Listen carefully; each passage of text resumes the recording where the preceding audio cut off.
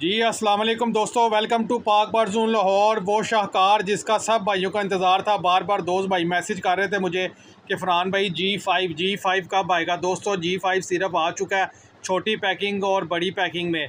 बहुत ज़बरदस्त सिरप है। जो परिंदे आपके तोते, मुर्गियाँ, कबूतर, तीतर, बटेर जो खुराक सही तरीके से हज़म नहीं करते, सोकड़े में जाते हैं, लकवे झोले में जाते हैं, दोस्तों उसके लिए शानदार रिज़ल्ट है। जो इकोलाई कोराइज़ा का मसला आता है उसमें भी बहुत ज़बरदस्त है। जो खूनी पेचिश यानी ड्रॉपिंग, लूज़ ड्रॉपिंग करते हैं, खूनी पेचिश करते हैं, उसके अंदर भी इसका बड़ा कमाल रिज़ल्ट है।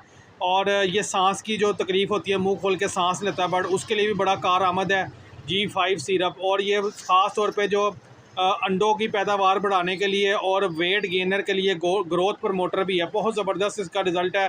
ग्रोथ प्रमोटर के लिए भी आप इसको इस्तेमाल कर सकते हैं। जिस दोस्त भाई को चाहिए, मेरे टिकटॉक की बायो में नंबर मौजूद है, सिंपल व्हाट्सएप पे मैसेज करें और अपना ऑर्डर प्लेस करें। बहुत शुक्रिया।